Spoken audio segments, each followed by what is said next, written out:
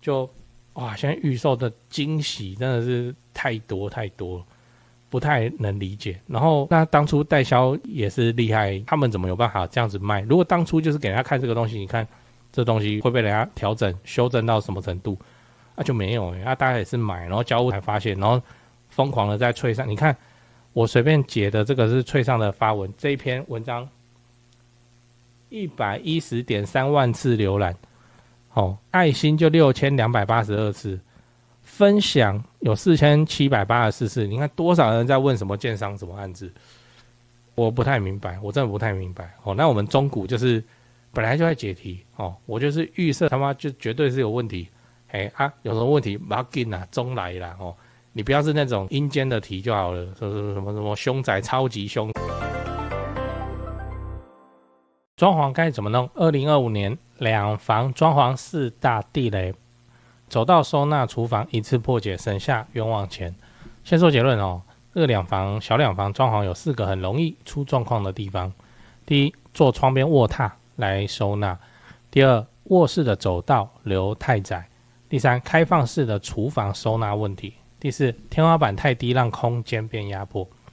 嗨，我是买房阿元，订阅买房阿元，我先祝你老了有房也有钱。我们上一支影片聊了2025年上半年的交易量比2018还要惨，如果你还没看过的话可以看一下。那今天我来跟你讨论两房装潢的地雷。那这次我们来讲，如果你在买两房在装潢的时候比较容易会去撞到的情况，我会推荐你先看过之前那一支小宅装潢的地雷的这一支因为两房就是比小宅大一点点而已甚至有一些比较极端的扣掉公设以后，你可能使用的坪数会比小宅还小，所以建议你最好先参考之前讲的。那这次我会分享其他两房很容易会遇到的地雷。来，第一个，做窗边卧榻来收纳。现在很多两房会想要用窗边的卧榻来增加收纳的空间，它长这样那这个地方很容易沦为摆设，因为怎样？它不好掏不好弄你要把上面的东西清掉整个人要钻进去，它那个可以做得很深，你知道那你放很里面的东西拨不出来，整个人要跪在地上，然后核心的力量然后去拿这样。反正我看这个卧榻大家都说美没有一个人说什么很棒的。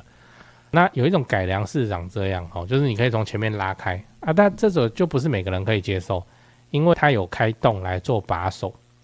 不应该另外去做一个把手因为你在窗边的时候那个脚会去撞到那个把手，如果你做金属的话但是它至少有改良啦，它是整个可以拖出来的，然后又可以有那个采光这样。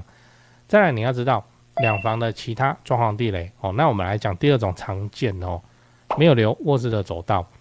这个新两房很常见，因为卧室怎样太小了，就变成说只能够留一边的走道，就是你的床推进去麻了那就变成只能留一边的走道。你要留两边都有走道，也就是一张双人床，左边一边你下去都有走道的话，那你衣柜没地方放就会变成这样。卧室太小是现在常见的问题那甚至会连一边的走道都没有留的情况，真的会发生那就是你一张床垫抬得可以麻的这样那你就变成说睡里面的人要下床要怎样跨过另一个人，像这样。那或是你要走到床底，然后用喷射人让弹跳上去，反正就很夸张现在很多的设计会变成这样。那如果你的老婆另一半比较浅眠，那你就要被骂了。或是两边有硬留，但是留太窄留不到50公分，那变成说人也很不好走。常见的第三个地雷开放式厨房的收纳问题。现在的两房应该都是给开放式厨房然后瓦斯炉也不给了，就是叫你用 IH 炉这样。你可能要担心的事情是，第一个锅碗瓢盆的收纳问题，因为你还是有那个 IH 炉嘛，你还可以煮一点东西，煮火锅、煮水饺什么的，但是你厨房就不大。现在两房厨房不大，已经不大到你应该没地方可以塞电器柜。这也不只是现在的两房，我看一些中国的两房早就有这个问题，就没有电器柜这种东西就不够大了，放不下，变成你电器柜要放外面可能要放到客厅那里去，就这样所以你装潢之前就要想清楚，你未来使用的锅碗瓢盆大概会是多大尺寸，会有多少个，先算好。然后那个橱柜大概就只能够做到刚刚好就是放东西就少少的刚刚好，你不能说外面看到什么东西喜欢都往家里搬，真的会放不下。然后厨房的道具厨房的锅具什么的，那体积都很大真的是你小两房哦，你就被固定了，那你之后大概就只能放这些东西。好，第二，各种电器收纳。现在厨房会用的电器多很多啊，什么微波炉这必定要有的嘛，然后烤箱、气炸锅，什么有的没的，然后还有的人还会有厨余机、洗碗机这些东西，这些都要先留位置。然后现在很流行加装什么，就是嵌入式洗碗机、砍入式洗碗机，这个字有多种读音哦，砍入式、嵌入式都有人讲。好，那你住两房应该是可以不用了，因为现在洗碗机已经变成夫妻防吵架神器。可是如果不知道你装得下你就装吧，反正它的高度要留够，然后后面还要有大电220的电，大概就是这样，然后还要接水线给它。那嵌入式的洗碗机有个地方要注意，高度60所以你的厨房的橱柜要高于它，不然你就变成桌上型或是干脆就不能装了。你厨房就还太小了，已经太小了，你要再塞一个桌上型，我跟你讲塞不下，真的塞不下。小两房它就是给的很简单，就是一个洗区、切菜区，然后炒区，就这样没了。你根本没有多余的台面空间可以去利用。你能够利用，要么就是上面，要么就是下面。那你上面做电器柜也不对，为什么？你微波一个东西那边滚烫，要从上面的橱柜再把它拿出，可能不行啊，危险啊那你放下面也怪怪的所以通常电器柜独立放在外面，下面就是拿来收纳。最后你要知道，不建议再去封天花板变低，这是我个人的想法没有一定对，因为两房本来就很小了，你在做天花板降低室内的高度，那空间的压迫感会变重，能不做就不做但是我也知道现在遇到建商就交屋的房子很容易发生什么管线乱窜的情况，你看了就很阿展，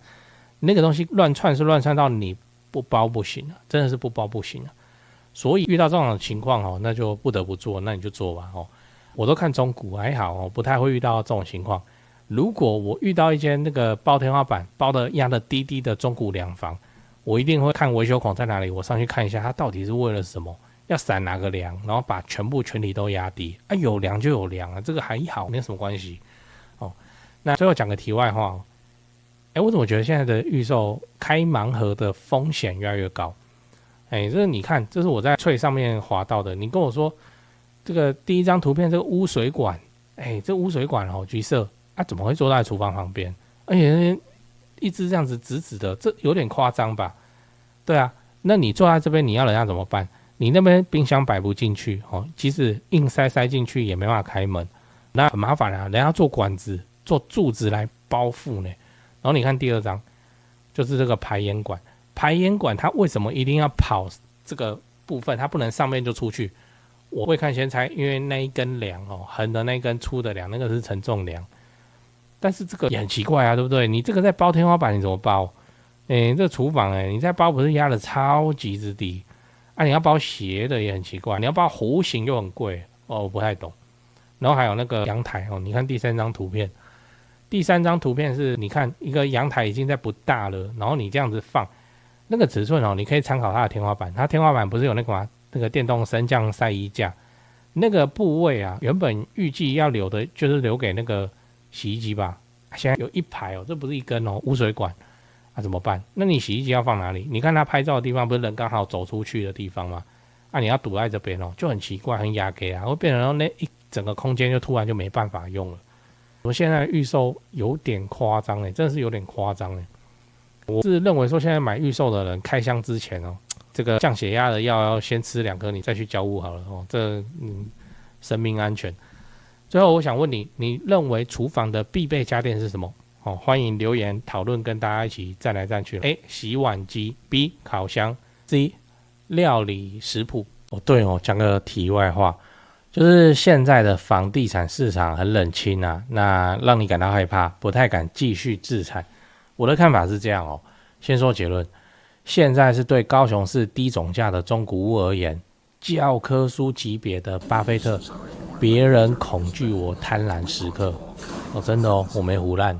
因为高雄市的重大建设跟民间投资跟工作人口都还持续的在盖在成长，都没有停。2026年开始会陆陆续续的启用或是开幕，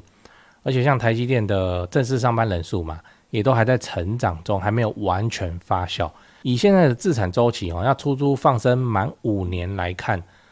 现在真的是比去年疯狂的去年还要美的进场时间点，我认真我这种重大建设盘中古屋的流派就是这里好，赚不是最多但是稳健到爆，天塌下来了有预售屋顶着嘛那我都还持续在看呢，你不用怕，因为我们的目标是老了有房也有钱关税台币升值就不过是30年自产周期中的一朵乌云而已，安啊。北高雄、南高雄自产中古屋就找台湾房屋美术资讯店林店长处理，赖就加小老鼠 go go go go 5个 go 加这个赖来慢慢看 PO 给你的房子都挑过都有战斗力的，反正天塌下来了有预售屋顶着了，我们中古屋真的是非常的稳健安啊。台北市、新北市自产就找肖店长，赖就加小老鼠掰台北直接看低于实价登录的房子。最后请你购买我买房阿元的 YouTube 频道会员我会挑出能够拉抬房价的重大建设我的高雄自产作业就直接给你抄，1个月250块钱，自产高雄之前上个保险非常的便宜。你有购买会员的话，就我回答问题会详细也认真很多那通常会用到录音去好好讲，这样没有买的会员我就简答。老了有房也有钱，这个目标才是我们的追求。现在就点开资讯栏加入会员，直接开始抄作业。我是买房阿元，加入会员，祝你老了有房也有钱。讲八卦讲八卦，就是谈一下那个预售屋交屋这件事情。我因为都没在看预售长期看频道都知道你没什么长期看你也知道，我只看中古的，然后预售房子我也会去看好玩的真的是夸张，真的是夸张。那我自己是这样子想，就是说花大价钱买新房，旁边明明就有比较便宜的中古，对不对？然后人家花大价钱来买一坪贵那么多的预售，期望的是什么？就是这个房子好好的那结果那个交屋的惊喜真的是不少听非常非常非常的多了。你喜欢的话，你去上面去查一个关键字叫交屋一大堆莫名其妙乱七八糟的问题。当然我知道会被抛出来都是有问题的那只是说那花大价钱再买预售，遇到这种情况真的能忍吗？我们中古是怎么样？我们中古就去看那个，我的中古很古都到20-30年的那种我们就是预设他妈它就是有问题，你知道，我们才去看的我们才下卧的，就预设它有问题反正中古就是会有问题，那我们就来看到底有多复杂跟多难解，要花多少钱。我一开始抱持着这个心态去看都 OK 啊。那我们的功力是什么？就是我看完我测完那后面交屋回来改一改，是不是符合我的预期？我有失手过就是看起来都好好的，然后后来都已经到了油漆的阶段的时候，共壁管道间漏水，中古很常这样，就有一个管道间直接通上去，里面整排都是水管，这边的水管可能有破洞还是怎样，能喷水喷湿这个内墙的红砖，然后就是这边渗水。好，这个是我估不到，我怎么知道啊？就是这样遇到就遇到就要来解那就是这样。我们中古就是预设它的问题。那我如果去看，如果今天我是一个买预售屋的人，我当然会预售新房子怎样没有问题怎么现在问题那么多？而且漏水好像是基本款，有点夸张，这真的是很夸张。然后还有很多大大小小让人家就是交屋就是心情非常不好的地方。我听说这个为什么新的那个厨房你就把水打开，那个水会淹起来，怎么那么奇怪？然后去看底下管子也有通到里面，没错。后来东查西查的，反正就是那个管子硬塞的啦，然后怎样那个尺寸不对啦，很小啦，什么有的没的，这种事情都会发生。我就认为这不太应该发生在新房子里。你中古大家都认了，你知道谁叫你要中古？谁叫我都看中古，我们就认了。可是你新房子还发生这个东西，还有那个下大雨那中南部不是下大雨吗？然后刚才有新成屋窗框在那喷水，那不是漏水渗水，那叫喷水。哇，不知道如果我是那个预售屋的交屋的族群我一定气到买新房子就是期望不想去处理中古屋的大大小小的鸟蛋问题，真的是很鸟蛋都到新房子了还要面对这些问题，真的是我有去看过我比较也不是说不能接受啦就是我看到了共性，就是管线乱窜。你的主卧的床头上面有没有梁？没有梁，哇真漂亮，可是有一根超粗的管子，靠腰，这什么东西？变成你还是要做东西把它包起来嘛，对不对？做个装饰柱什么，把它这样子横过来把它包起来嘛。你一包起来上面又有梁了，你遇到这种情况，对不对？那你也不能够直接去给它封天花板，因为会变得非常的低。然后还看过那个门一打开，哇，怎么玄关跟客厅间横一个好大的梁啊，好低啊，那个最低的部分已经低到181了。你没有办法说就是高一点的人家摸就摸得到。哇，那你要怎么办？你要以它为基础去包天花板怎么可能？那你包完你家变小人国，就哇，现在预售的惊喜真的是太多太多了，不太能理解。然后那当初代销也是厉害，他们怎么有办法这样子卖？如果当初就是给人家看这个东西，你看这东西会被人家调整修正到什么程度？就没有大家也是买，然后交屋才发现，然后疯狂的在脆上，你看。我随便截的这个是脆上的发文，这一篇文章110.3万次浏览，爱心就6282次，分享有4784次，你看多少人在问什么建商什么案子？我不太明白，我真的不太明白。那我们中古就是本来就在解题，我就是预设他妈就绝对是有问题，有什么问题不要紧啦，中来啦，你不要是那种阴间的题就好了，什么凶宅超级凶什么，那个我也没办法就来看嘛，漏水壁就来看嘛，看人到底有多么严重嘛，窗框漏水正常能量释放厕所冲水很慢正常能量释放，我们就觉得那个没什么，反正拿到就是来改那个木地板被踩坏，木地板泡水正常能量释放，那变成说我们去看到预售新房子呢。那呢，我真的是有时候看到也是觉得不太能够接受，我就是觉得夸张。你最近在找室内装潢公司吗？我查到一个有趣的资料讲给你听，就是说民众在找室内设计公司最讨厌遇到的几个状况。来，第一个，设计师承包商收款后跑路，对吗？这确实很糟糕，因为这等于是装潢蟑螂，这就要打诉讼了。可是房子还是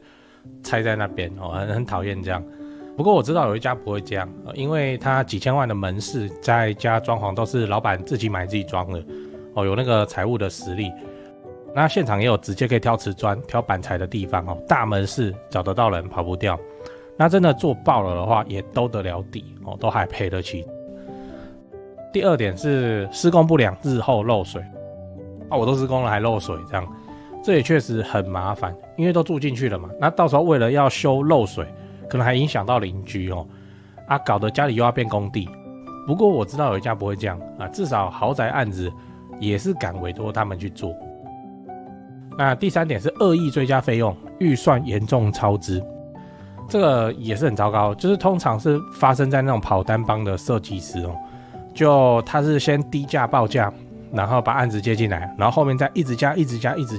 反正我都拆下去了，那你不加也不行，就会感觉像被绑架一样。这个我观众也反映过非常多这种情况。不过我知道有一家不会这样，因为他们就做10几年了那这个案例上跟那个施工上跟他的售后去看他的 Google 评论评价就知道了。你刚刚看到的画面全部都是他们家以前施工做过的案例照片，接下来我都放完工后的照片给你看。先说结论台北市、新北市地区的朋友，反正就是泸州，他们店在泸州，泸州开车30-40分钟之内可以到的地区，那家里要装修或者自产的要装修，就找这一家室内装修公司先问问看。汉一室内装修，因为我有认识老板，那又加上很多双北的朋友在请我推荐室内设计公司，双北什么老屋翻新隔套老公寓预售屋交屋要整理要收租的，我就推荐这家汉一室内装修。汉一陈老板案件经验非常丰富，他给我历年来的施工照片，案场超过100场照片超过27000多张，我都不知道怎么挑那加这个 LINE 可以跟助理先描述你的需求，甚至直接传屋况的照片，初步谈一谈之后应该就会去丈量了室内设计是这样就你找谁不是找，就是找而已嘛，就是怕被骗怕被敲而已嘛那我推荐我信任汉一陈老板。那你的房子要装潢那就找汉一室内装修，先加他们先去问一下。双北装潢就找汉一室内装修，买房阿元推荐，总是比在外面乱找还要安全一点。现在就加赖的 ID 是小老鼠HANYI汉仪。